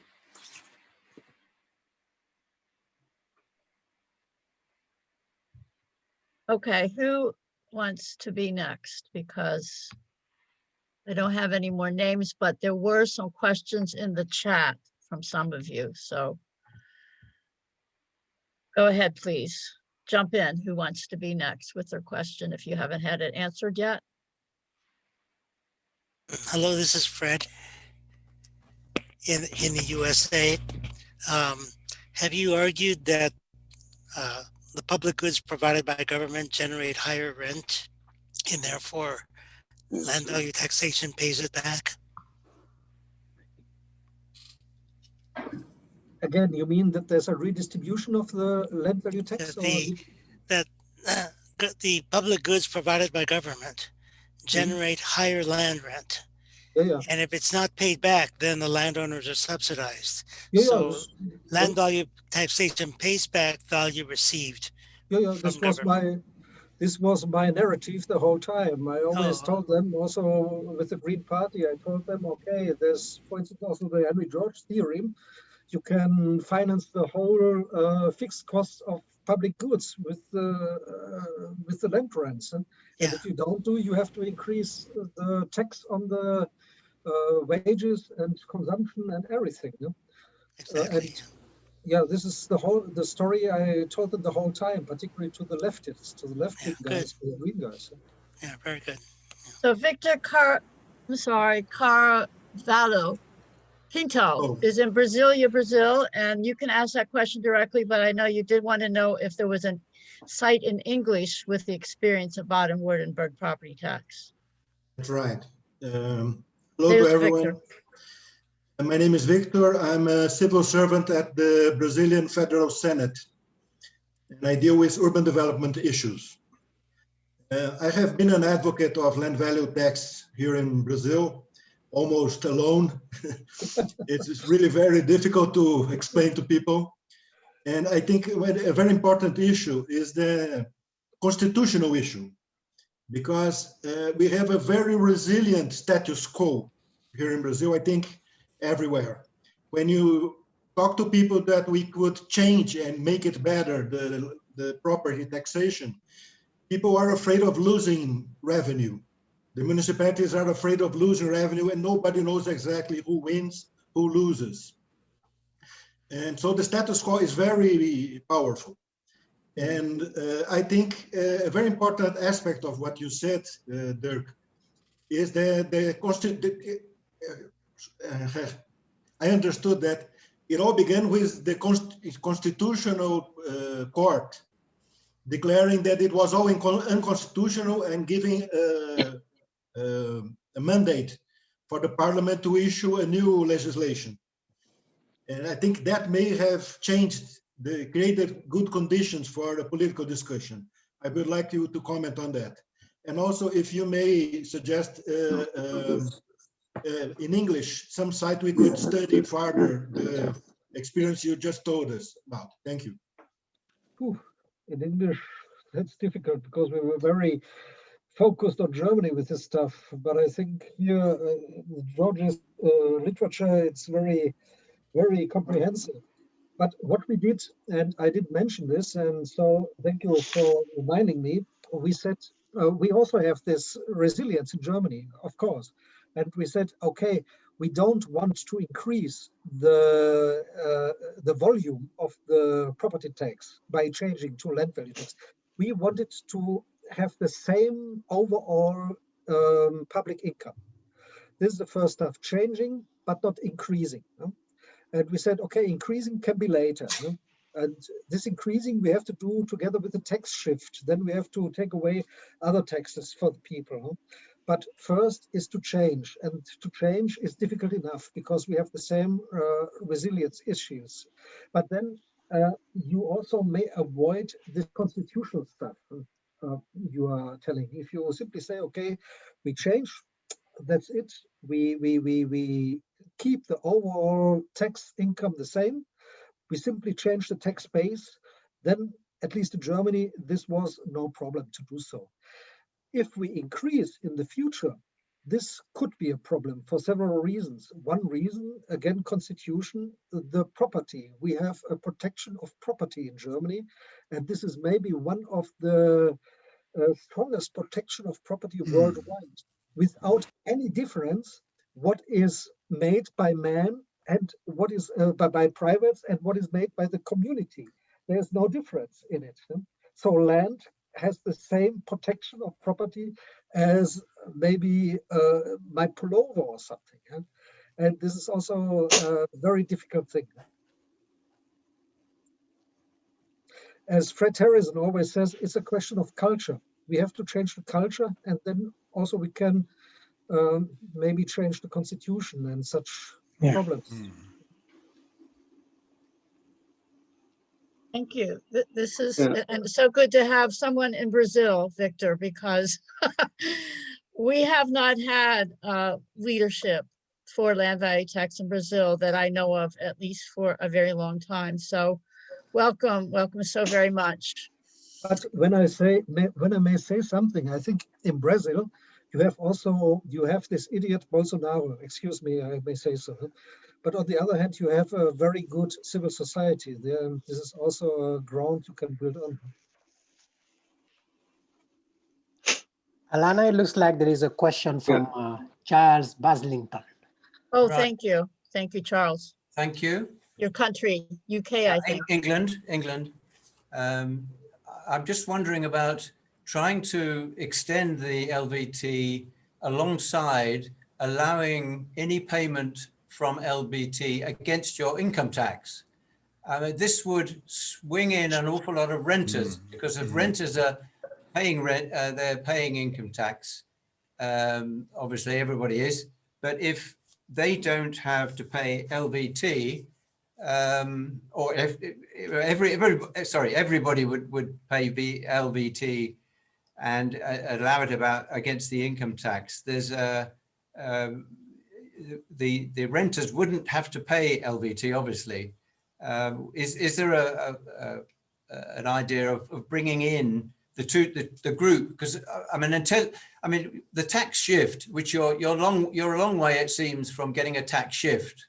Would you agree? And it's to try and force the tax shift and get a group of people, low paying. Most income taxpayers it would be a square deal. You wouldn't lose out for an awful lot of people. You'd have to set it to the level of so that it was even. Am I getting my point across? Yeah, very, very good idea, very interesting idea, and I think we should pursue it. But the problem was we didn't want to overload our program, because the program we had was complex enough. As I said, land value tax is an easy tax, but very difficult to understand. And if you come with such ideas for the future in order to make the tax shift, how to do, this would be too much intellectual challenge for people and politicians. Yeah. But the way is very interesting, yeah? I sort of feel it's the next step, because you could swing an awful lot of people. I mean, they think, well, I'm not, that's all right. I'll pay the tax, and it's no different. My tax burden would be no different. I think it has to be set so that it's attractive to people, or neutral. Yeah, it's interesting, yeah. I wanted, oh, go ahead. I have maybe Gemma Seymour has been giving input who might like to speak. And then I have Rami Kutane has a question for Dirk. So one and then two, and then I think I hear Dan again. Yep. So Gemma? See where I have my name on here. Hi. I'm curious how rates of home ownership in Germany, in Baden-Wuerttemberg specifically, might have influenced acceptance of land value tax. Germany has a comparatively low rate of home ownership, but Baden-Wuerttemberg has the highest rate in Germany. Emma, you're from what country? Oh, from the United States. Okay. I'm not sure whether it is Baden-Württemberg or Saarland. Normally at the places where you have lower land values, which are more I'm shy though, but more countryside, like Saarland. Whoever's back talking should mute yourself. we have high rate of house ownership. But you're right, we certainly have more than 50% in Baden-Württemberg private house owners. And this was a problem indeed, because there's also the Landlords Association, which said, okay, all you small house owners, you will pay a lot of money. And they made some calculations, which were really horror calculations, which were completely wrong, but you could read them in all the journals, in all the newspapers. So this was a problem we had. But on the other hand, for instance, there were associations like the Tenants Associations. They immediately wrote letters and said, let this nonsense be. And they also wrote letters to the newspapers and said, don't print such a nonsense. Be a little bit critical journalists. And that's why it is quite important to have such people in your alliance.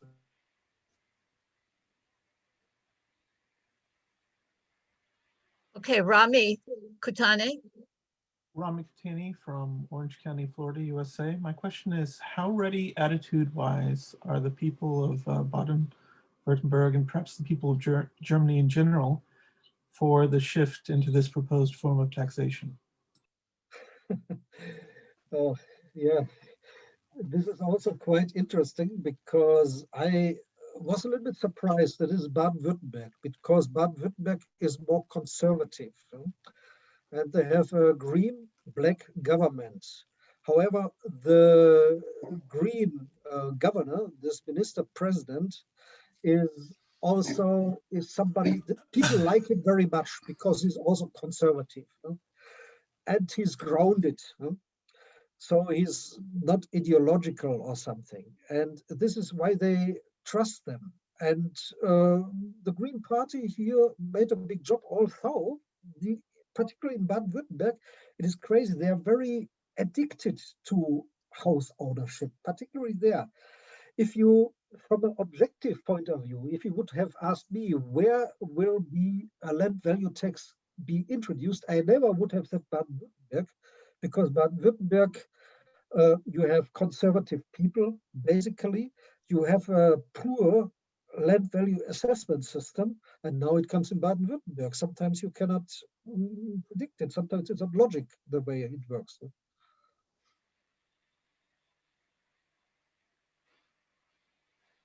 Okay, thank you so much, everybody. I'm not seeing any more questions. I'm sorry, I think Dan had another question. And then if anybody else has a question, please let us know via chat. Ed has a question to Ed Dodson. That's Ibrahima. Okay. I'm sorry. What did you say, Ibrahima? Ed Dodson after Dan. Okay.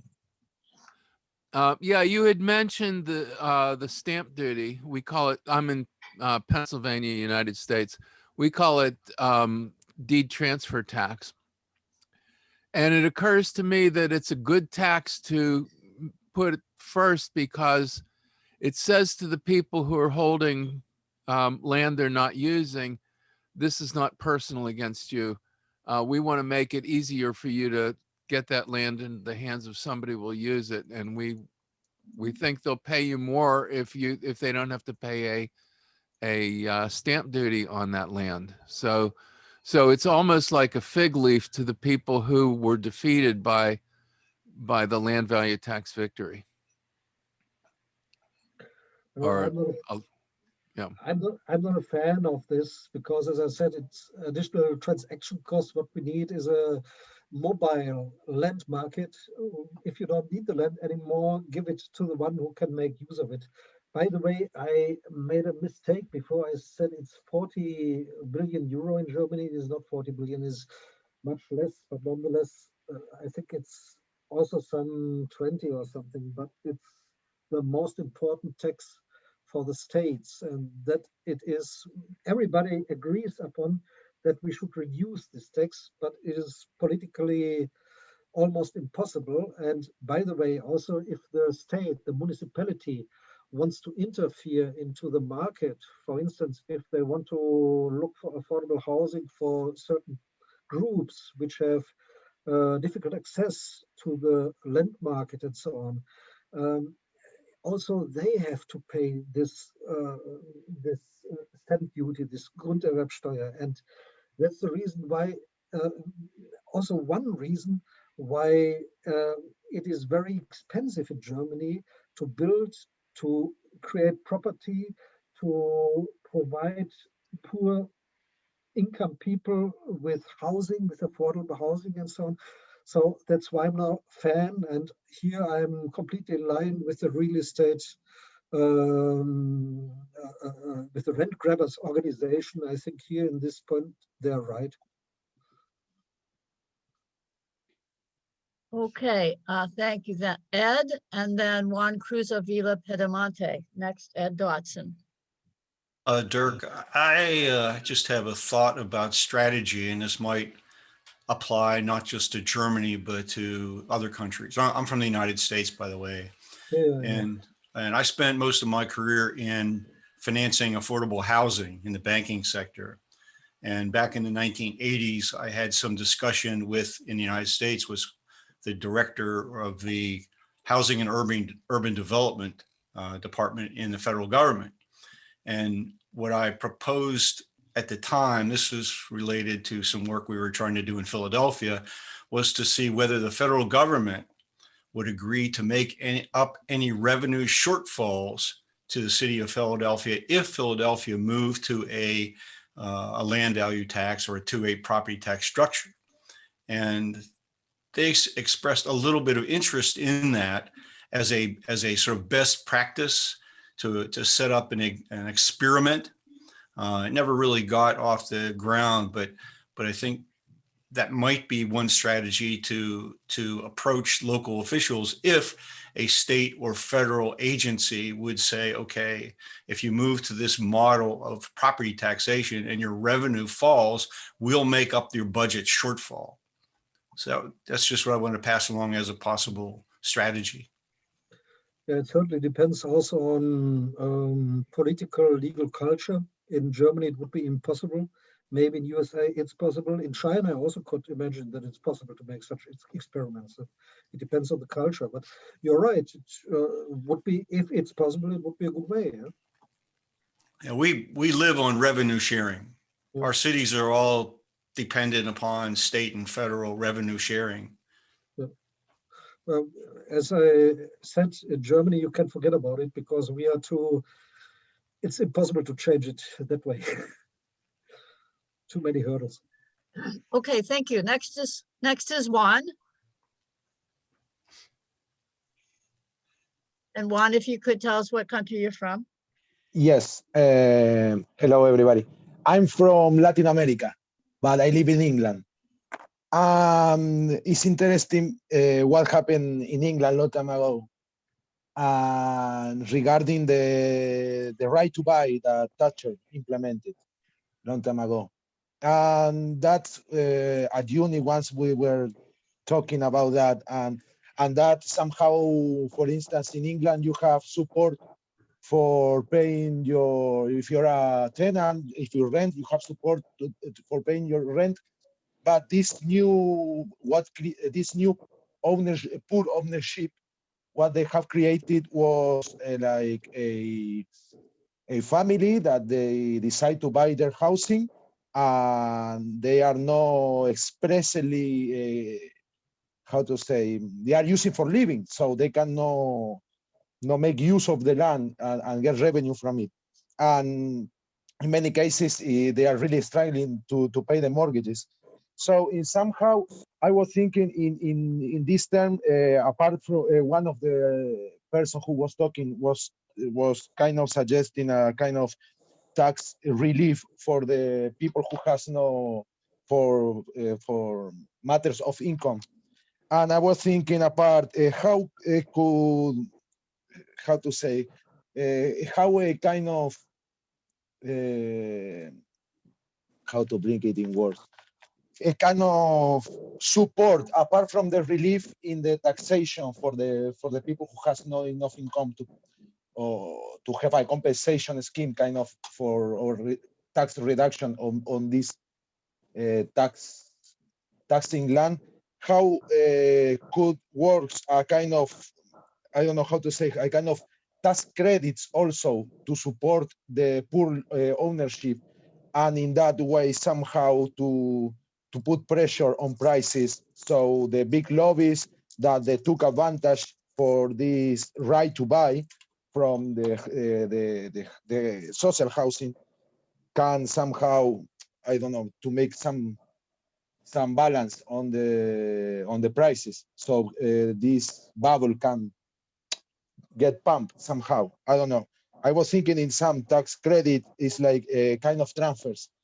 Do you think it's possible this? In Germany, not, but you addressed Nick Tiedemann. He came with this idea, which I think is a very interesting idea. Maybe Nick should answer. If he's still there, I don't know.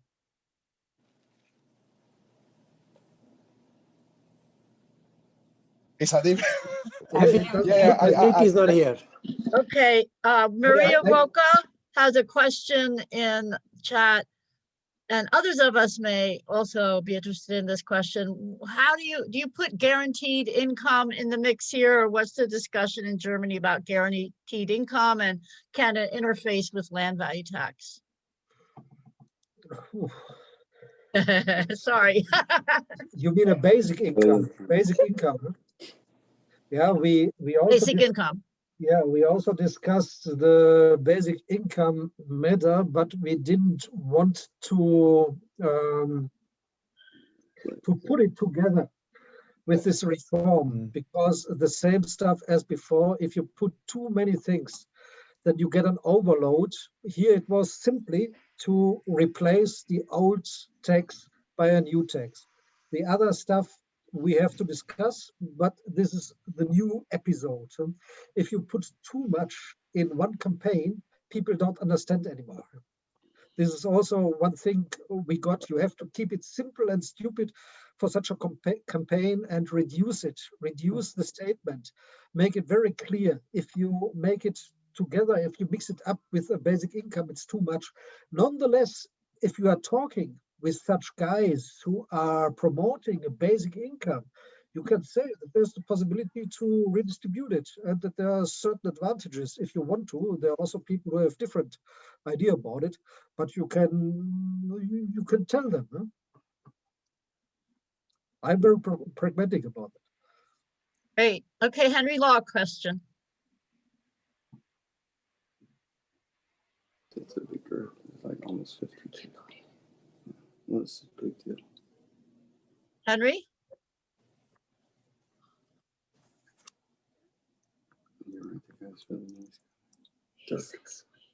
Is Henry Law still with us? But when I'm allowed, if I'm allowed to go back, I'm more a fan. Oh, now can you hear me now?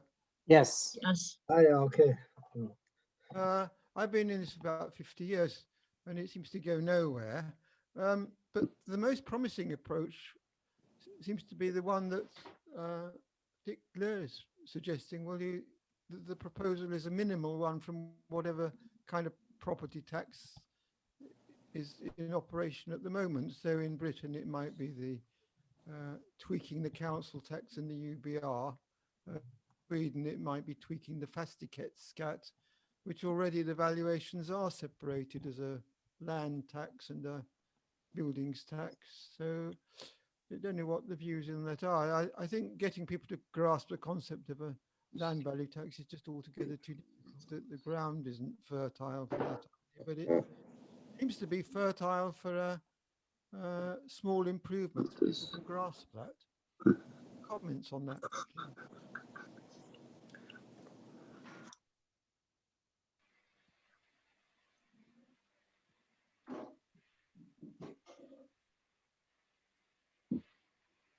Is that a comment or a question?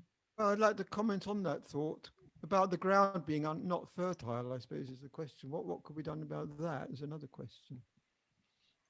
We keep making it fertile. That's what, I mean, Yeah, each of us doing what we can, and Dirk has been, well, Dirk, I just want to say thank you. I think we'll have to ask you have to take Ibrahima that maybe we're winding this down now, but what tremendous work you've done. It's a real inspiration. Thank you. Maybe one comment to Henry. You have to take the people where they are standing. No?